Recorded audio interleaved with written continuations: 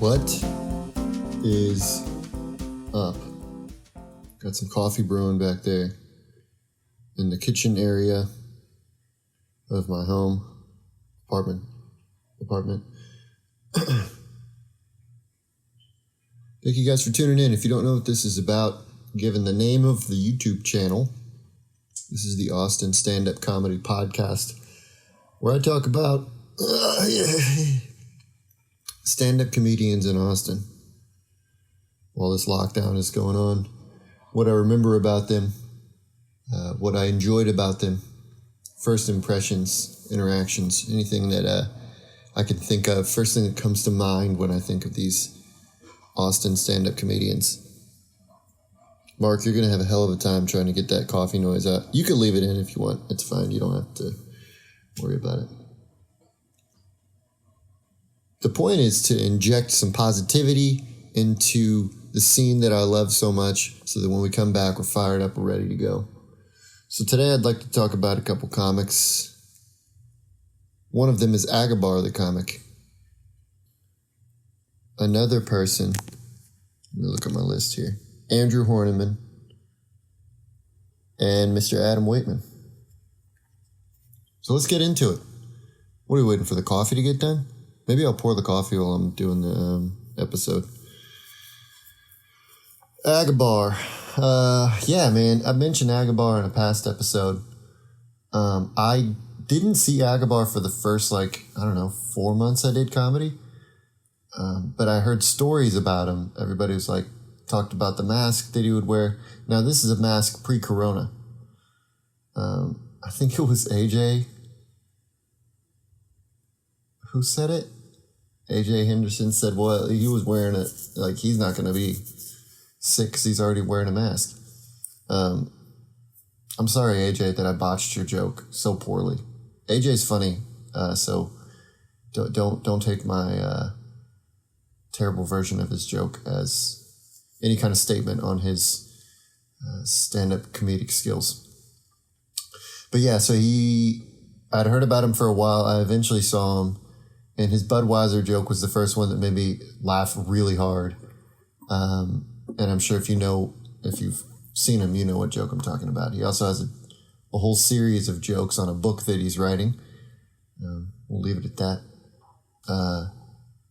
Kind of seems like he likes to stir up a little bit of controversy, seems like. Definitely a conversation piece. But he's always been super nice to me. Even when I I wasn't really in the scene that long. And I was at Halcyon and I walked back to the bathrooms and I knew him. I had no idea he knew who I was. And I was like, hey man, are you going? I'm sorry, my stomach's growling. I was like, hey man, are you going up? He goes, oh yeah, I'm after you, Ryan. And I was like, oh shit, he knows who I am. There's been a couple people like that. I'll try to shout those out because I don't have any kind of feeling of this. Yeah, y'all should know who I am. I don't expect people to know who I am. When they do, it's a great treat for me. But yeah, so those bits. I mean, he's also just there's not many comedians in Austin like him. He commits to every single joke full on, which makes it really interesting because even if he tries new material, it's going to be hard to tell because he's committing to it so hard. So that's what makes him so unique and interesting to watch. Any specific Agabar stories? I don't know. Just the way he addresses the crowd sometimes is funny. He'll say something heinous, but then he'll call somebody out in the crowd. So he'll say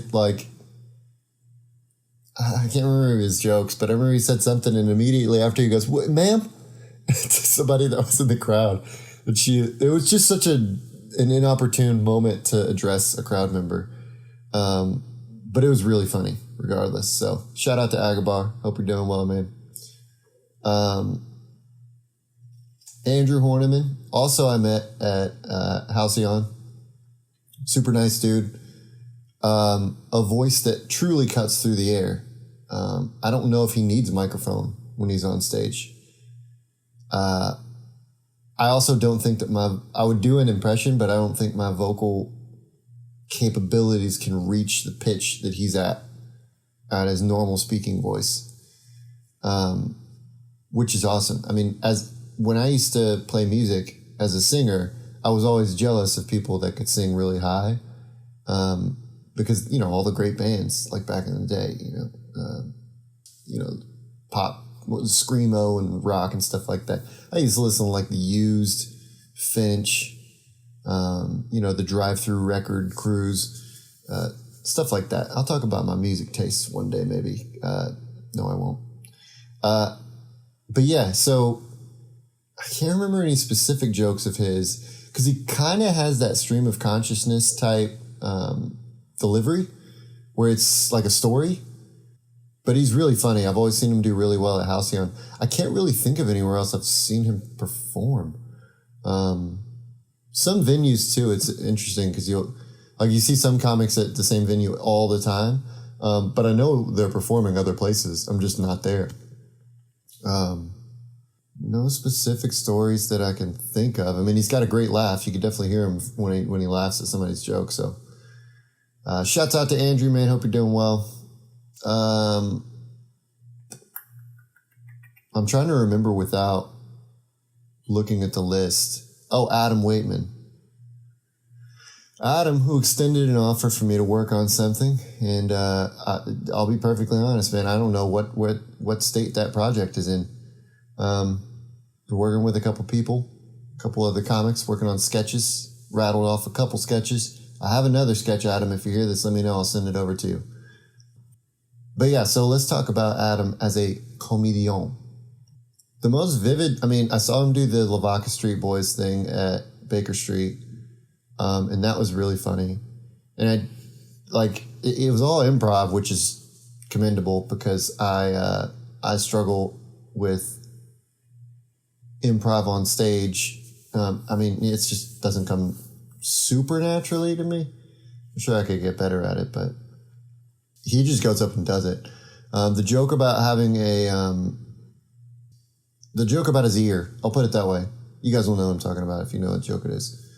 The joke he has about his ear is the funniest one to me. I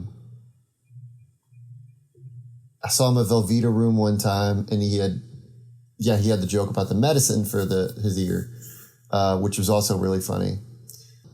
But the thing that sticks out to me the most about Adam is I knew he was funny. I'd seen him before a bunch of times, and I friended him on Facebook, and he posted something on my Facebook page that just said, "Hey, Panini." Absolutely a reference to the Lil Nas X song.